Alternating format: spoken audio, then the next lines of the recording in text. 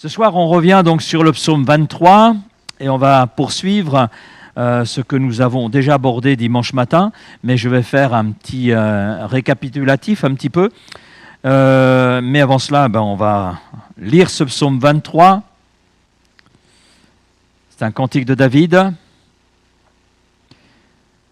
L'Éternel est mon berger, je ne manquerai de rien. Il me fait reposer dans de verts pâturages, il me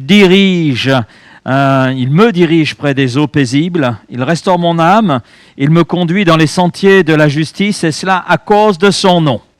Quand je marche dans la vallée de l'ombre de la mort, je ne crains aucun mal, car tu es avec moi. Et tout le reste, ta houlette et ton bâton donc me rassurent. Tu dresses devant moi une table en face de mes adversaires. Tu oins d'huile ma tête et ma coupe déborde. Oui, le bonheur et la grâce m'accompagneront tous les jours de ma vie. Et j'habiterai dans la maison de l'Éternel jusqu'à la fin de mes jours. Nous nous rappelons que le point de départ qui est là fondamental, c'est cette affirmation dans cette première partie du verset 1er, l'Éternel est mon berger. Ce qui veut dire que tout le reste découle de cette position fondamentale de foi et de confiance. L'Éternel est mon berger, ce qui veut dire que j'ai compris que j'ai besoin d'un berger et je reconnais que Christ est le berger légitime de ma vie parce qu'il est le Créateur, mais il est celui aussi qui par sa mort sur la croix m'accorde le pardon, la restauration. L'Éternel est mon berger, ce qui veut dire aussi que j'ai compris que je dépends de lui. Et Jésus le dit en termes très clairs, sans moi vous ne pouvez rien faire parce que c'est lui qui est le chemin, c'est lui qui est la vérité, c'est lui qui est la vie, c'est lui qui est la résurrection, et il rajoute à nouveau et la vie. Donc la vie c'est Christ qui nous l'accorde et c'est lui qui nous donne les capacités d'être ce que Dieu veut que nous soyons et de faire ce que Dieu veut que nous fassions. Et c'est vrai que sans Christ, il n'y a pas de salut, déjà. L'homme, par ses propres moyens, ne peut pas se sauver. C'est impossible. Parce que l'unique médiateur entre Dieu et les hommes, c'est Jésus. C'est ce que dit Paul à Timothée. Sans le bon berger, il n'y a pas de vie chrétienne possible. La vie chrétienne trouve son sens en Jésus-Christ. Trouve sa source et ce centre et aussi la finalité dans qui est Jésus. Je suis le chemin, je suis la vérité, je suis la vie, nul ne vient au Père que par moi, dira Jésus. Sans lui, il n'y a pas d'éternité. Jean 11, verset 25, Jésus dira ceci à Marthe, « Je suis la résurrection et la vie. Je suis celui qui, même si la mort frappe, accorde cette vie, cette qualité de vie qui est semblable à celle que Jésus-Christ possède, parce qu'il est mort, mais il est aussi ressuscité, ce qui veut dire que lorsqu'il nous dit qu'il est la résurrection, ça veut dire que la mort pour celui qui appartient à Christ n'est qu'un passage entre ce qui est terrestre, imparfait, vers ce qui est céleste et divin. Amen. Et celui qui croit en moi vivra quand même il serait mort, et quiconque vit et croit en moi ne mourra jamais. Et puis, j'ajouterai également que sans lui, il n'y a aucune espérance, sans lui, il n'y a aucune consolation, sans lui, nous sommes semblables à des brebis errantes et vagabondes. Et ça, c'est la condition de l'homme pécheur. Et seul Jésus-Christ nous sort de cette condition. Le Seigneur est mon berger, cela veut dire que j'ai compris que je suis la propriété de Christ en raison du prix qu'il a payé. Et c'est l'apôtre Paul qui dira « J'ai été crucifié avec Christ, et si je vis maintenant, ce n'est plus moi qui vis, mais c'est Christ qui vit en moi. C'est la vie de Christ qui est là en moi. Et si je vis maintenant dans la chair, je vis dans la foi au Fils de Dieu qui m'a aimé et qui s'est livré lui-même pour moi. » Et dans l'épître à Tite, qu'il adresse à Tite, qui était à ce moment-là donc en Crète, il dira ceci, chapitre 2, verset 14, « Christ s'est donné lui-même pour nous afin de nous racheter de toute iniquité et de se faire un peuple qui lui appartienne, purifié par lui et zélé pour les bonnes œuvres. » Donc, et on sait que venant à Christ, donnant notre vie à Christ, nous devenons sa propriété et il pose sa marque sur nous, et sa marque, c'est la croix. C'est ce que dira Jésus, si quelqu'un veut venir après moi, qu'il renonce à lui-même, donc qu'il s'abandonne entre les mains du bon berger, reconnaissant que par lui-même il ne peut rien faire, qu'il se charge chaque jour de sa croix. Donc c'est appartenir entièrement à Christ, le laisser prendre les rênes de notre vie. Et à partir de là, Jésus ajoute « et qu'il me suive ». Et qu'il me suive. L'Éternel est mon berger, cela veut dire que j'ai compris que j'ai une relation personnelle avec mon berger, et cette relation personnelle, je dois l'entretenir. Et c'est vrai que, venant à Christ, on peut lui parler, on peut lui exprimer nos joies, on peut lui exprimer nos peines, on peut lui exprimer nos besoins. Et lorsque nous comprenons tout cela, eh bien, nous découvrons une qualité de vie dans laquelle le bon berger nous introduit. Mais dans cette qualité de vie, nous bénéficions de provisions illimitées. Voilà, Eden appuie ce que je dis, hein, il est d'accord avec moi. Donc, nous entrons dans cette connaissance de ces provisions illimitées là, de notre bon berger. C'est pour cela que, après l'Éternel est mon berger, David peut dire « Je ne manquerai de rien ». Je ne manquerai de rien. Mais il y a une deuxième bénédiction qui découle de ce positionnement de foi, de confiance. L'Éternel est mon berger, c'est qu'il me guide. Ce sont les versets 2 et 3, on peut y revenir. Il me fait reposer dans de verts pâturages, il me dirige près des eaux paisibles, il restaure mon âme, il me conduit dans les sentiers de la justice, et cela à cause de son nom. Il me dirige près des eaux paisibles, c'est-à-dire qu'il m'accompagne. Il m'accompagne en me montrant les verts pâturages, ce qui vient là répondre à des besoins, pour me reposer.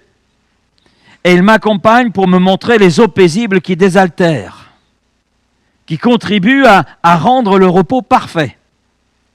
Il me conduit, c'est-à-dire il me fait aller dans une certaine direction, et cette direction, eh bien, le bon berger nous l'indique, les sentiers de la justice. Et ce que David affirme ici n'est pas une pensée lointaine, mais c'est un fait. Ce psaume est un vécu. La majorité des psaumes, pour ne pas dire tous les psaumes, sont le résultat d'un vécu, de quelque chose qui a été tout particulièrement ressenti, vécu avec Dieu. Et David relate à travers ce psaume 23 ce qu'il a vécu avec Dieu. Donc c'est une affirmation, un fait, hein, qui découle justement de son positionnement de foi. Et c'est vrai qu'on peut se poser la question, surtout par rapport au monde dans lequel nous sommes, quelle voie suivre dans ce monde qui est bien complexe, et de plus en plus complexe. Quelle direction prendre dans telle ou telle circonstance, quel choix faire dans telle ou telle situation. Ce sont des questions auxquelles nous sommes confrontés. Et nous avons besoin d'être conseillés dans ces moments-là, nous avons besoin d'aide. Et justement, celui qui est le bon berger veut nous donner l'aide dont nous avons besoin dans nos choix, dans les directions à prendre, dans les décisions qui se présentent à nous, afin que nous puissions être justement dans ces sentiers, dans ce qui est bon à ses yeux. Se laisser conduire par le bon berger, ça signifie quoi? Premièrement, désirer être conduit par lui. Dieu se propose de nous conduire, mais nous restons libres. Nous restons libres. Dire oui, je veux bien être conduit, ou non, je ne veux pas être conduit. Je veux bien aller là, mais pas là. Faire des choix. Avec Dieu, c'est tout ou rien. Tout ou rien. Soit le Seigneur est le Seigneur de toute notre vie, ou il n'est pas le Seigneur du tout. Il ne peut pas l'être à moitié, il le dit lui-même. Nul ne peut servir deux maîtres à la fois. Ou il servira l'un ou l'autre, mais pas les deux. Ce n'est pas possible. Et dans la mesure où le sacrifice de Christ a été un sacrifice entier, total, c'est sa vie qu'il a donnée, eh bien, il attend que nous puissions lui remettre toute notre vie pour que lui puisse la conduire. Et David avait très bien compris cela, puisqu'il dira, par exemple, au psaume 25, « Éternel, fais-moi connaître tes voies, enseigne-moi tes sentiers, conduis-moi dans ta vérité et instruis-moi, parce que tu es le Dieu de mon salut, et tu es toujours mon espérance, ajoute David. Donc David avait cette position de foi, il désirait être conduit par Dieu, et puis il le redira dans le psaume 139, « Sonde-moi, ô Dieu, et connais mon cœur. Regarde tous les espaces de mon cœur, éprouve-moi si cela est nécessaire, et puis regarde mes pensées, si elles sont vraiment conformes à ce que toi tu veux. Regarde si je suis là sur une mauvaise voie, aussi bien dans la direction que je prends que dans les pensées qui sont les miennes. Regarde tout cela, parce que je ne veux pas être sur une mauvaise voie. Conduis-moi sur la voie de l'éternité. » C'était là la prière de David, et je crois que nous pouvons aussi formuler cette prière pour notre propre vie. Se laisser conduire par le bon berger signifie s'en remettre totalement à lui. Confie-toi en l'Éternel de tout ton cœur, ne t'appuie pas sur ta sagesse. Remets ton sort à l'Éternel, dira le psaume 55, et il te soutiendra. Il ne laissera jamais chanceler le juste, ajoute ce psaume. Donc s'en remettre totalement au bon berger nécessite deux choses. C'est ce que nous avons vu dimanche matin. La première chose, c'est la foi. La deuxième chose, c'est l'obéissance. La foi, c'est la confiance, et l'obéissance, eh bien, c'est faire ce que le bon berger nous demande de faire. Et puis, se laisser conduire par le bon berger, ça signifie le suivre. Et nous l'avons vu là aussi dimanche matin au Proche-Orient, à l'époque de David et plus tard à l'époque de Jésus, le berger ne se tenait pas derrière le troupeau, mais devant. Devant. Il conduisait le troupeau, bien sûr, il tenait compte de toutes les composantes du troupeau. Et puis s'il le fallait, s'il y avait un agneau qui peinait à suivre, eh bien, il le prenait dans ses bras, sur ses épaules. Et le berger marchait devant pour indiquer le chemin au troupeau de brebis. Et puis il les guidait avec sa voix. Avec sa voix. Et c'est ce que Jésus dira dans Jean 10, lorsqu'il a fait sortir toutes ses propres brebis, le bon berger marche devant elles. Et les brebis le suivent, parce qu'elles connaissent sa voix. Elles ne suivront pas un étranger, mais elles fuiront l'un de lui, parce qu'elles ne connaissent pas la voix des étrangers. Et le bon berger fait entendre sa voix de quelle manière? Il fait entendre sa voix à travers sa parole écrite, la Bible. Sa Bible. À travers les pages de ce livre, Dieu nous parle, Dieu nous conseille, Dieu nous reprend, Dieu nous corrige, Dieu nous encourage, Dieu nous fortifie. C'est ce que Paul exprime dans 2 Timothée chapitre 3 versets 16-17. Toute l'écriture est inspirée de Dieu. Elle est utile pour nous conduire. Puis il ajoute d'autres aspects qui sont là remplis par la parole de Dieu. La Bible, c'est vraiment le moyen par excellence par lequel Dieu fait entendre sa voix. Et c'est une parole agissante, c'est une parole puissante, c'est une parole sûre, c'est une parole digne de confiance. C'est sûr. Maintenant, Job dit, Job 33, verset 14, Dieu parle cependant tantôt d'une manière, tantôt d'une autre. Et Dieu parle par d'autres moyens, il parle par les dons spirituels qui s'expriment au milieu de nous, dons spirituels tels qu'ils sont là exposés dans 1 Corinthiens 12, 13 et 14.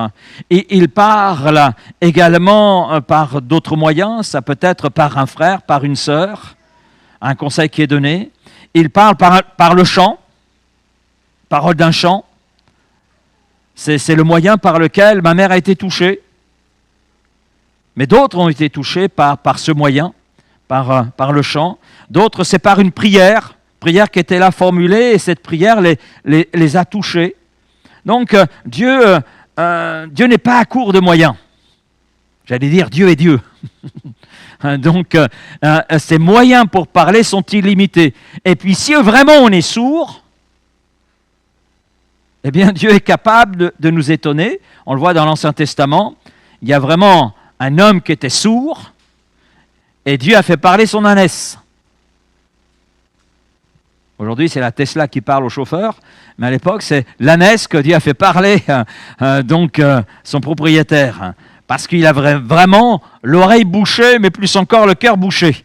Et Dieu, n'a pas hésité à faire parler l'ânesse de cet homme. Il s'appelait Balaam.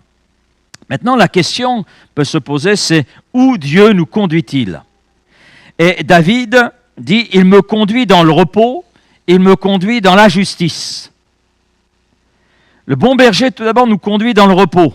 Il me fait reposer dans de verts pâturages et il me conduit près des eaux paisibles. Les pâturages verts, c'est vrai, fournissent du pâturage, de la nourriture pour les brebis. Mais le point essentiel sur lequel s'arrête David dans ce verset n'est pas la nourriture. Il en parle plus loin. Le point sur lequel il s'arrête ici, c'est le repos. C'est le thème principal dans ce verset, le repos. Le repos. Et David ajoute, il me conduit près des eaux paisibles et calmes. Vous savez pourquoi? Parce que les brebis ont peur des eaux vives.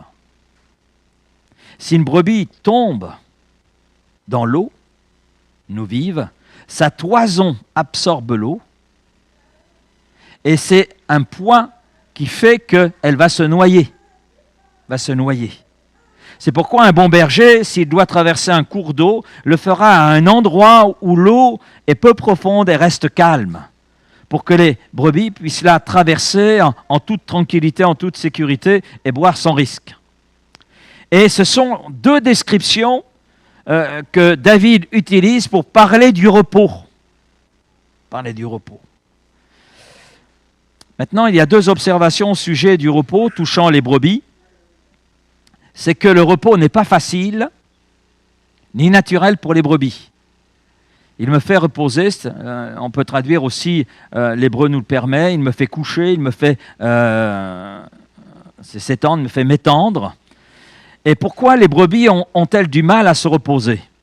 Bien, les brebis sont des créatures qui sont premièrement timides et deuxièmement sensibles. Et la seule façon pour elles de se défendre, c'est de prendre la fuite devant le danger. Courir. C'est pour cela qu'elles restent debout. Et il suffit d'un aboiement de chien, il suffit d'un bruit suspect pour que le troupeau de brebis prenne la fuite. Alors comment les brebis peuvent-elles se coucher et se reposer alors qu'elles sont si vulnérables? C'est la question qu'on peut se poser.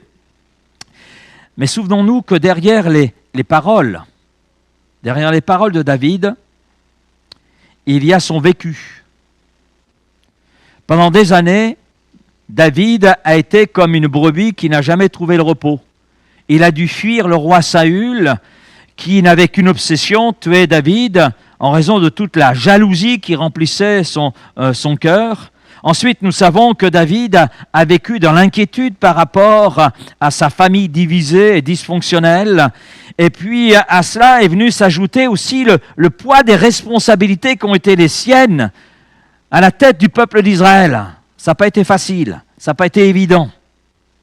Et David n'arrivait pas dans ces situations, dans ces circonstances, à trouver le repos intérieur, mais aussi le repos physique. Souvent les choses sont mêlées. Et pour nous, ça peut être l'inquiétude en raison d'un souci familial, souci professionnel. Il y a bien des choses qui peuvent là nous priver de ce repos intérieur et même de ce repos physique. Donc le repos n'est pas venu facilement et naturellement pour David, comme ce n'est pas facile pour des brebis. Mais David l'affirme, « L'Éternel me fait reposer ». C'est une affirmation, c'est un fait. Ce qui veut dire qu'à un moment donné, il a trouvé le repos. Il a trouvé comment se reposer. La deuxième observation, c'est que les brebis ne se reposent que si elles peuvent toujours voir le berger. Tant qu'elles voient le berger, ça va. Les brebis ne veulent pas se coucher si elles ne se sentent pas en sécurité. Mais si elles se sentent en sécurité, eh bien c'est parce qu'elles voient le berger. Elles savent où il est. Il est là. Et à partir de là, elles peuvent s'asseoir. C'est vrai qu'on peut comprendre, le brebis est un animal vulnérable, sans défense. Son seul recours devant le danger, c'est courir. Mais si elle voit le berger, si le berger est là sous ses yeux, elle peut s'allonger, se reposer Et si le lion ou l'ours arrive, le berger est là, et les brebis savent que le berger va s'occuper de cet ennemi. Donc, elles peuvent à partir de là se reposer. Et David dit bien, l'Éternel est mon berger, et parce qu'il est mon berger, il me fait reposer. Et puis, si on regarde le verset 4, même si je marche dans la vallée de l'ombre de la mort, dit David, je ne crains aucun mal, car tu es avec moi. Ce qui signifie que ses regards sont sur le berger. La brebis peut se trouver dans la vallée de l'ombre de la mort, mais elle dit, le berger est là, je le vois. Car si David dit, tu es avec moi, c'est donc qu'il voit le berger. Il y a cette certitude qui est là. Même si le pire nous arrive, si je traverse la vallée de l'ombre de la mort, je n'ai rien à craindre, parce que mon berger, celui en qui j'ai confié ma vie, est avec moi. Et parce qu'il est avec moi, je peux avoir ce repos qui surpasse toute intelligence, même dans une situation de trouble et de grand trouble. Nous avons un témoignage avec Étienne. Étienne, dans le livre des Actes des Apôtres, au chapitre 7. Alors que ses persécuteurs lui jettent des pierres et que leur cœur est là rempli de haine, le texte nous dit qu'Étienne avait les regards sur Jésus, qui était là avec lui. Je vais lire le texte, Acte 7, verset 54. En entendant ces paroles, les Juifs étaient furieux dans leur cœur, ils grinçaient des dents contre lui. Parce qu'il vient de parler de Jésus, il vient de témoigner de Jésus, de qui était Jésus, de ce qu'il a fait, ce qu'il a accompli, et il a placé son auditoire devant ses propres responsabilités.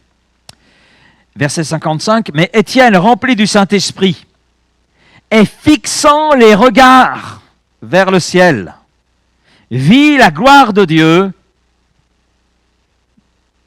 et plus encore, Jésus debout à la droite de Dieu le Père. Et il dit, voici, je vois les cieux ouverts et le Fils de l'homme debout à la droite de Dieu. Verset 59, et il lapidait Étienne, qui priait et disait, Seigneur Jésus, reçois mon esprit. Puis s'étant mis à genoux, il s'écria d'une voix forte, Seigneur, ne leur impute pas ce péché. Et après ces paroles, il s'endormit. Il s'endormit. Comment est-il possible de s'endormir dans une telle circonstance? Parce qu'il y avait dans le cœur d'Étienne ce repos venant du ciel. Mais il y avait ce repos parce qu'il avait ses regards sur le bon berger. Voici donc comment nous pouvons affronter nos peurs. Je ne fais pas face à la situation tout seul. Amen. Le berger est avec moi et mon berger, c'est le Seigneur Tout-Puissant. C'est celui qui est assis à la droite de Dieu le Père. C'est celui qui a vaincu le péché. C'est celui qui a vaincu la mort. C'est celui qui a vaincu toute situation devant lesquelles il s'est là trouvé. C'est lui qui a vaincu les puissances des ténèbres. C'est celui qui a tout pouvoir et toute autorité dans le ciel et sur la terre. Donc la façon de trouver le repos, c'est de garder les regards fixés sur le berger. Le psaume 4, verset 8, « Je me couche et je m'endors en paix, car toi seul, ô Éternel, tu me donnes la sécurité dans ma demeure. » Amen. Voilà comment David a trouvé le repos, et voilà comment nous pouvons trouver le repos. Le bon berger nous conduit dans la justice. Il me conduit dans les sentiers de la justice, verset 3. Je ne sais pas si vous avez remarqué, mais il est dit tout d'abord, il me conduit près des eaux paisibles, et ensuite dans les sentiers de la justice. C'est-à-dire qu'il y a un moment pour se reposer, et il y a un moment pour avancer. C'est ce que le texte veut nous dire. Et la vie chrétienne, c'est vrai, ça ne consiste pas simplement au repos. Je suis sauvé, amen, alléluia, c'est fini. Eh non. Non, non. Il n'y a pas de retraite là. Il n'y a pas de retraite. Hein? La vie chrétienne, c'est une vie, ça bouge. C'est un mouvement. Un mouvement. Et une vie qui grandit. Une vie qui doit grandir. Croissez dans la grâce et dans la connaissance de notre Seigneur et Sauveur Jésus-Christ, dira l'apôtre Pierre. Donc, c'est vrai, il y a des moments pour se reposer, mais des moments aussi pour avancer. Et Dieu me fait reposer, c'est vrai, parce que j'ai besoin d'être ressourcé, de reprendre des forces pour suivre le bon berger, pour aller avec lui dans l'étape suivante, dans l'étape qu'il veut pour ma vie. Mais maintenant, l'ordre naturel n'est pas celui qui nous est donné par David. Pourtant, c'est un berger, il connaît très bien les choses. On ne se repose pas avant de partir, c'est après avoir marché que l'on se repose, non ? Et là, dans le texte, on commence par se reposer dans les verts pâturages, près des eaux paisibles, pour ensuite pouvoir marcher sur le bon chemin, sur les sentiers de la justice. David présente les choses à l'envers. À l'envers.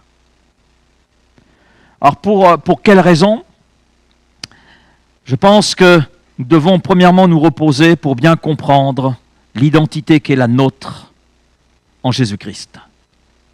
Et bien comprendre le positionnement de foi qui doit être le nôtre. L'Éternel, le mon berger. C'est chose qui doit être compris et bien compris avant de pouvoir aller de l'avant. Et je crois que trop de gens marchent très vite, vont très vite, peut-être trop vite pour certains. Ils ne vont pas au rythme du berger, ils vont à leur rythme. Et lorsque survient la première difficulté, tout s'écroule. Mais où est Dieu ? Que fait Dieu ? Etc., etc. Mais là, le Seigneur nous dit, non, repose-toi, pèse bien les choses, comprends où tu en es avec moi, suis-je bien ton berger, le bon berger de ta vie, est-ce que je tiens toutes les rênes, est-ce que tu es prêt à me suivre ? Et à partir de là, on peut y aller. Et d'ailleurs, dans les paroles de Jésus, on trouve cela. Si quelqu'un veut venir après moi, il commence d'abord à se reposer, parce qu'il renonce à lui-même. Voilà. Il mesure le coût à payer. Et puis, il se charge de sa croix. Et le Seigneur dit qu'il me suive à partir de là. Donc, qu'il se mette en marche. Donc, on retrouve ce même principe dans les paroles de Jésus. Maintenant, il nous conduit dans les sentiers de la justice. Alors, la Bible parle de justice de deux manières. Il y a la justice que Christ nous donne, et puis il y a une justice à laquelle le bon berger nous appelle. Il y a la part de Christ, mais il y a aussi notre part. Bien sûr, c'est deux parts différentes. Il y a la justice que Christ nous donne, et vous avez le texte sous les yeux, je l'ai pris dans Parole de vie parce que c'est un peu plus explicite, Philippiens 3,9, « Je ne suis pas juste parce que j'obéis à la loi, mais parce que je crois au Christ. C'est Dieu qui rend juste, et il rend juste celui qui croit. » On a une habitude, c'est de dire « Dieu ne nous voit plus tels que nous étions, mais il nous voit au travers de Jésus. » C'est vrai. Et dire cela, c'est comprendre justement la justice de Christ, la justice qu'il nous donne. Nous avons été en Jésus-Christ rendus justes parce que nous avons placé notre foi en lui. Et nous ne sommes plus pécheurs, éloignés de Dieu, mais nous sommes devenus fils et filles du Dieu vivant. Et donc propriété du bon berger. Nous devenons justes devant Dieu grâce à la justice que Christ nous donne. Lui qui a vécu une vie parfaitement juste, lui qui est mort à la croix, lui qui était l'agneau sans défaut, sans tache, et il fallait cela pour satisfaire justement la justice de Dieu.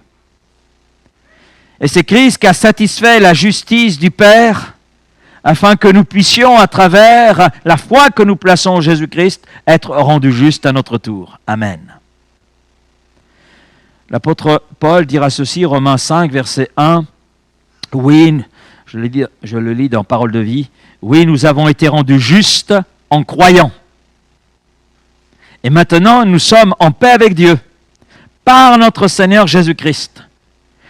Nous croyons, et par Jésus, nous pouvons nous approcher du Dieu d'amour, en qui nous vivons maintenant, et nous sommes fiers, parce que nous espérons recevoir la gloire de Dieu. » Donc toute la justice dont nous avons besoin, dont nous avons besoin, le fait d'être rendus justes, tout cela nous a été offert par Dieu à travers Jésus-Christ. La justice, c'est le deuxième aspect, c'est notre part. 1 Pierre chapitre 2 verset 24, lui qui a porté lui-même nos péchés, donc il parle de Christ, il les a portés en son corps sur le bois, afin que, morts au péché, nous vivions pour la justice. Lui, par les meurtrissures duquel vous avez été guéris. Lorsque le Seigneur devient notre berger, il nous guide, et les chemins sur lesquels il nous conduit seront toujours des chemins justes. Mais là, il y a notre responsabilité qui apparaît. Et d'ailleurs, le Seigneur Jésus dira dans Matthieu 6, 33, « Cherchez premièrement le royaume de Dieu et sa justice. » C'est-à-dire, cherchez quelle est la volonté de celui qui est le bon berger. Quelle est sa volonté? Donc là, c'est, je dirais, notre foi qui se met en route, notre obéissance, notre recherche de Dieu, de sa volonté telle qu'il l'exprime à travers sa parole, et à partir de là, eh bien, il nous faut avancer. Et c'est clairement de cela dont parle David, par exemple dans le dans le psaume 25, verset 9, « Il me conduit » dans le sentier de la justice, dans le chapitre 25, verset 9, « Il conduit les âmes dans la justice », c'est-à-dire dans ce qui est droit, dans ce qui est conforme à sa volonté, et il enseigne aux humbles sa voie. Donc, ça veut dire que les chemins de la justice signifient simplement les bons chemins, là où le berger nous conduit, ce sera toujours le bon chemin, mais nous avons notre responsabilité, c'est d'y marcher. Nous avons cette responsabilité d'accomplir ce qui est juste, d'accomplir en étant sur ce chemin ce que Dieu veut que nous accomplissions, sa volonté. Maintenant, le bon chemin ne sera pas toujours le chemin facile. Je pense que là-dessus, on est d'accord. Pour ceux qui ont une expérience de la vie chrétienne, on peut dire que c'est pas toujours... le bon chemin n'est pas toujours facile. D'ailleurs, Jésus le dit, il y a deux chemins devant nous. Un chemin large et spacieux, c'est celui qui mène à la mort. Et puis, il y a un chemin étroit et resserré, celui qui mène à la vie. Donc, et au verset 5... de ce psaume 23, le bon chemin nous mène à travers la présence d'ennemis. Et au verset 4, le bon chemin nous mène à travers la vallée de l'ombre de la mort. Donc des situations périlleuses, risquées. Mais même là, le bon berger nous guide. Nous guide. Les pâturages ne seront pas toujours verts.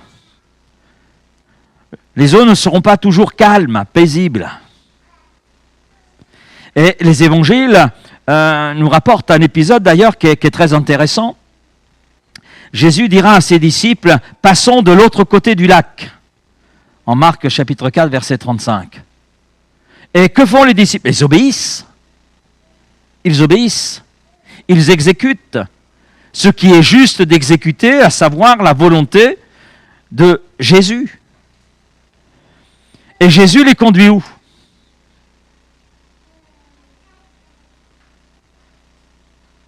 Bien, avant d'arriver de l'autre côté, il traverse une tempête. Jésus, il est conduit au milieu d'une tempête. Et c'est dans la tempête qu'ils font une découverte.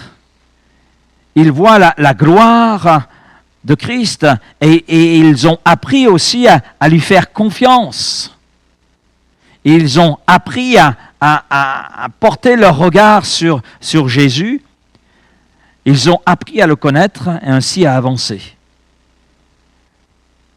Mais Jésus les a conduits, comme il l'a dit, de l'autre côté du lac. Mais chemin voulait dire passer à travers une tempête. Et cela peut arriver dans nos vies. Traverser une tempête, cela ne veut pas dire que nous sommes en dehors de la volonté de Dieu. Cela veut dire qu'il y a des choses à apprendre. Le Seigneur veut nous enseigner, le Seigneur veut nous parler. Peut-être que c'est le moment que lui a choisi justement pour faire que nous soyons disponibles et dire ce qu'il a à nous dire que nous ne pouvons pas entendre autrement. Mais le bon berger, c'est vrai, nous guidera toujours. Même devant des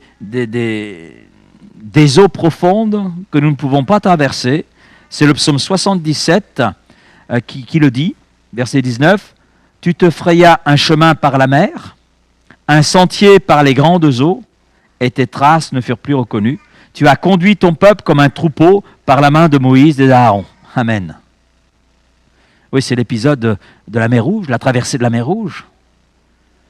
C'était impossible, humainement parlant. Ce troupeau ne pouvait pas traverser. Ce troupeau de brebis que constituait le peuple hébreu ne pouvait pas traverser. Et pourtant, le Seigneur a frayé un chemin. Et ils ont traversé à pied sec. Alors c'est vrai, il y aura des moments où la voie à travers laquelle le bon berger nous guide semblera impossible. Comme pour le peuple hébreu devant la mer Rouge. Et Dieu le dit tout à nouveau dans Ésaïe 43, verset 2, « Si tu traverses les eaux, je serai avec toi, et les fleuves ne te submergeront pas. » Amen. Et puis il y aura des moments où nous aurons du mal à détecter la présence de Dieu. Ça vous arrive, ça?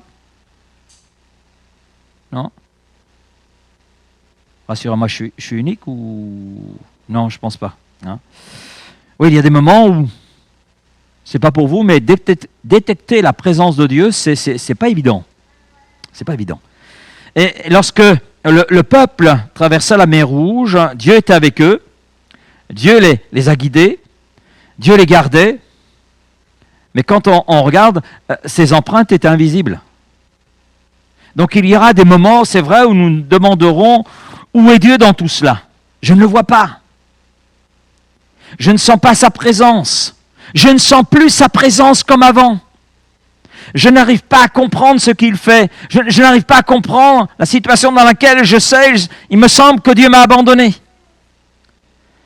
C'est vrai que les voies de Dieu peuvent être un mystère pour nous. Hein. Mais nous pouvons en être sûrs, si le Seigneur est notre berger, il nous guidera. Même lorsque ses empreintes sont invisibles. Et puis je me suis posé la question, mais peut-être que si ces empreintes sont invisibles à nos yeux, c'est peut-être que justement il est en train de nous porter et en réalité les empreintes que nous suivons ne sont pas les nôtres mais ce sont celles du Seigneur. Et là, en réfléchissant, je me suis souvenu de cette petite histoire de cet homme qui lors d'un rêve, s'est posé la question, mais Seigneur, dans cette difficulté, je ne sais plus ce qu'il traversait, cet homme, où étais-tu? Voilà, il a eu ce songe, il y a des pas sur une plage, il y a ces pas et les pas de Dieu, et puis à un moment donné, eh bien, il y a des pas qui ont disparu. Et il se pose la question, mais justement, Seigneur, toi là, j'étais tout seul dans ces circonstances. Où étais-tu? La preuve, il n'y a plus tes pas. Et puis le Seigneur leur a répondu en disant, mais j'étais en train de te porter parce que tu ne pouvais plus marcher tout seul. Oui, quelquefois, c'est ce qui arrive. Et puis il y aura des moments où la direction de Dieu dans notre vie viendra à travers les personnes qu'il a placées à nos côtés. Oui. Dieu a conduit son peuple comme un troupeau par la main de Moïse et d'Aaron, comme nous l'avons lu. Mais Dieu peut utiliser d'autres personnes. C'est vrai, Moïse, l'image de Christ, un type de Christ. Donc Christ est le bon berger, celui qui nous guide, mais nous voyons Dieu utiliser aussi des intendants. Il y avait Aaron, plus tard il y aura Josué. Et pour nous aujourd'hui, comment être guidé, conduit, comment être conseillé, comment être encouragé? Eh bien, le Seigneur a donné à son Église des ministères. J'allais dire des sous-bergers, des intendants. Hein? C'est ce que nous voyons dans Éphésiens. Et dans ce qui est dit dans Éphésiens concernant les ministères, dans la liste, il y a pasteur. Et un pasteur, littéralement en grec, ça signifie un berger. un berger. Un berger soumis au bon berger. Et puis, Dieu s'est aussi placé à nos côtés des frères, des sœurs, qui par une parole, par une prière, eh bien, nous apporteront les éléments nécessaires pour pouvoir cerner un point de la volonté de Dieu que nous ne connaissons pas et avancer dans la direction de Dieu. C'est vrai que le chemin par lequel le berger guide ses brebis n'est pas toujours un chemin facile, mais ayons une certitude, c'est toujours le bon chemin. Toujours le bon chemin. Toujours le bon. Pourquoi je dis cela? Eh bien, il y a un élément que David souligne. Dans le verset 3, « Il me conduit dans les sentiers de la justice, virgule, à cause de son nom. » De son nom. Cette expression, on pourrait presque la passer sous silence, et pourtant, cette expression, elle est importante. Comment puis-je être sûr que le bon berger me conduira? Comment puis-je avoir cette certitude, cette assurance qu'il me ramènera vraiment à la bergerie, à la maison? Lorsque nous arrivons dans la vallée de l'ombre de la mort, une situation difficile, quelle assurance ai-je me permettant de dire « Le Seigneur est avec moi » ? La réponse réside justement dans cette expression « à cause de son nom ». À cause de son nom. La réponse de Dieu, elle est là. Ézéchiel 36, verset 22, « C'est pourquoi dit à la maison d'Israël, ainsi parle le Seigneur l'Éternel, ce n'est pas à cause de vous que j'agis de la sorte, maison d'Israël, c'est à cause de mon saint nom. À cause de mon saint nom que vous avez profané parmi les nations où vous êtes allés. » Ésaïe 43, verset 25, « C'est moi qui efface les transgressions pour l'amour de moi, et je ne me souviendrai plus de tes péchés. » Dans sa jeunesse, l'apôtre Paul était parmi les pires des hommes. Nous dit lui-même qu'il était un blasphémateur, un homme violent, 1 Timothée chapitre 1er verset 13, un persécuteur violent, persécuteur des chrétiens, persécuteur de l'Église. Mais il dira ensuite, « J'ai obtenu miséricorde afin que Jésus-Christ fît voir en moi le premier, toute sa longanimité, et pour que je serve d'exemple à ceux qui croiraient en lui pour la vie éternelle. » Dieu a choisi les pires personnes pour montrer à quel point il est patient, à quel point il est bon, à quel point il est bon. Et à travers ce que l'apôtre Paul peut dire, on peut paraphraser ainsi, Dieu ne m'a pas choisi. Il ne m'a pas choisi parce qu'il a vu en moi quelque chose d'aimable, parce que j'étais un blasphémateur, parce que j'étais un persécuteur, et parce que j'étais un pécheur, le pire d'entre les hommes. Mais Dieu m'a choisi à cause de son nom. Dieu ne nous conduit pas à cause de nous-mêmes, il nous conduit à cause de son nom. Le bon berger a engagé son nom en nous créant. Le bon berger a engagé son nom en donnant Jésus-Christ. En agissant dans nos vies, le bon berger a engagé son nom, il a engagé sa réputation.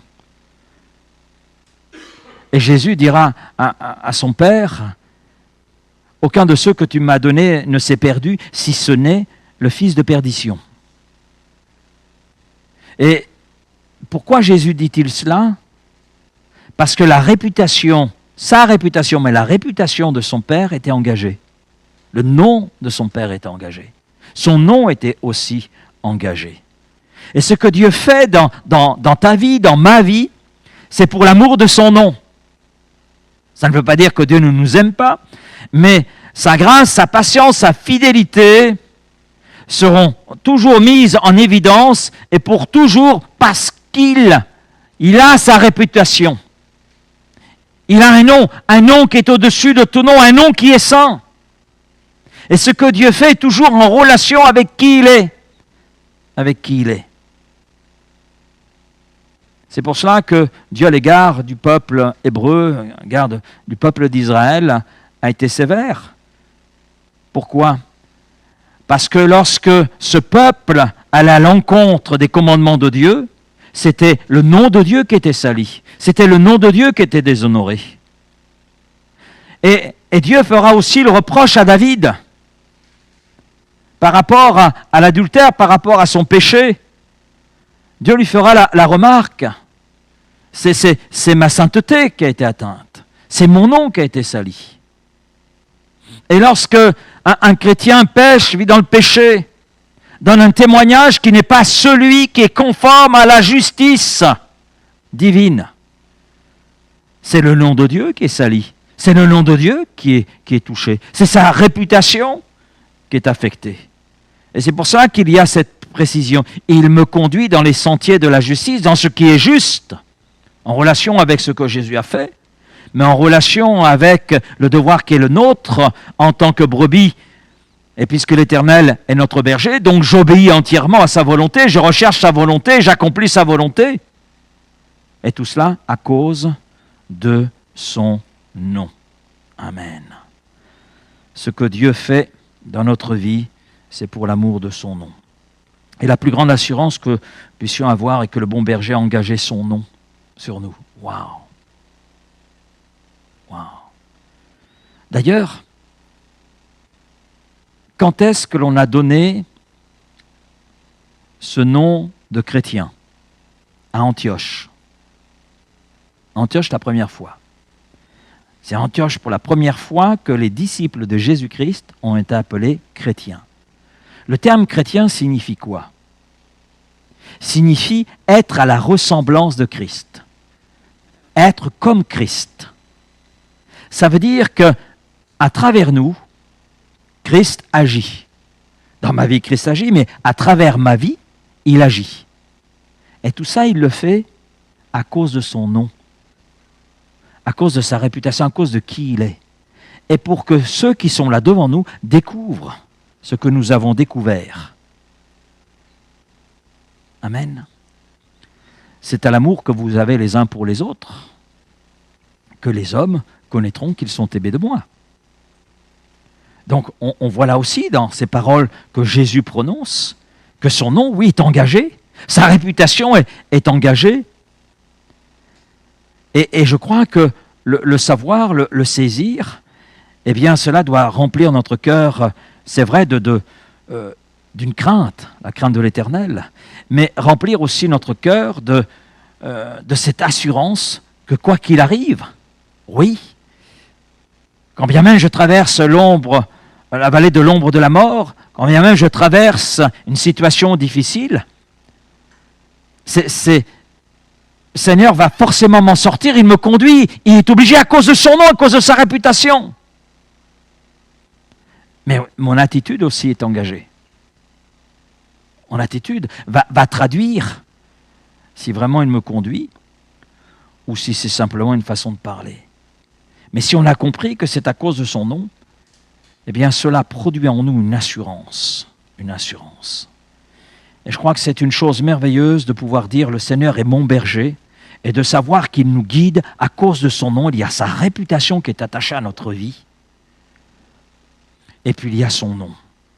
Et lorsque nous arriverons en sa présence, à l'abri de tous nos ennemis, et après avoir traversé la dernière vallée de l'ombre de la mort, et lorsqu'elle sera derrière nous, vous savez qu'il sera toujours notre berger et il nous guidera encore. Apocalypse 7, verset 17.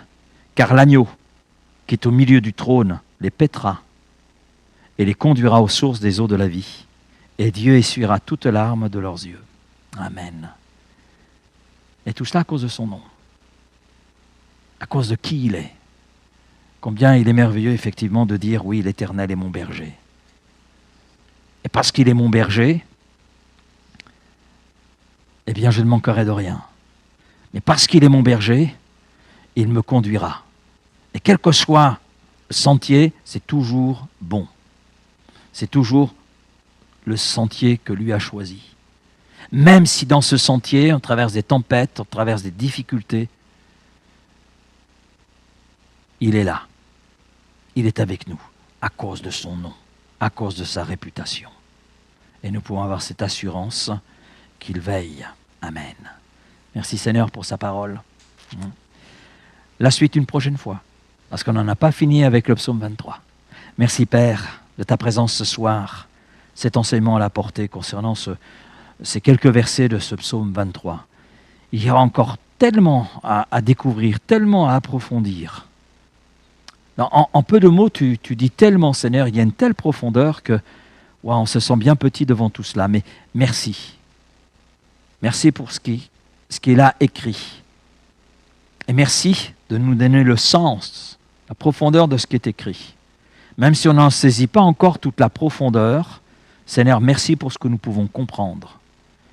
Et merci parce que tu viens là au secours de notre cœur, au secours de notre vie. Et tu nous montres, Seigneur, combien tu nous aimes. Oui, tu nous montres toute l'étendue de ta grandeur. Seigneur, je veux te remercier pour le privilège qui est le nôtre de pouvoir te connaître, parce que tu t'es révélé à nous. Et à cause de ton nom, à cause de ta réputation, eh bien tu veilles sur nous, tu prends soin de nous. Alors Seigneur, merci pour cette assurance, merci pour cette garantie. Mais je te prie pour tous ceux et celles qui n'ont pas encore fait de l'Éternel leur berger, qui n'ont pas fait de toi leur berger. Je te prie vraiment de te révéler à leur cœur. Et ils sont tellement nombreux autour de nous. Seigneur, révèle-toi à ces cœurs, révèle-toi à ces vies. Et nous savons que ça passe aussi par nous, par ce que nous transmettons, par ce qui émane aussi de nous. Oui, Seigneur. Alors merci dans tout cela de nous conduire, de nous diriger, afin que nous puissions, sur les sentiers de la justice, eh bien, avoir cette vie juste et droite devant toi, conformément à ce qui est écrit dans ta parole. C'est là ce que tu nous demandes, parce que tu as fait tout le nécessaire. Et c'est toi qui nous as rendus justes. Et c'est toi qui nous montres les sentiers de la justice, et qui nous invite à y entrer et obéir. Alors merci Père, sois béni ce soir, sois remercié.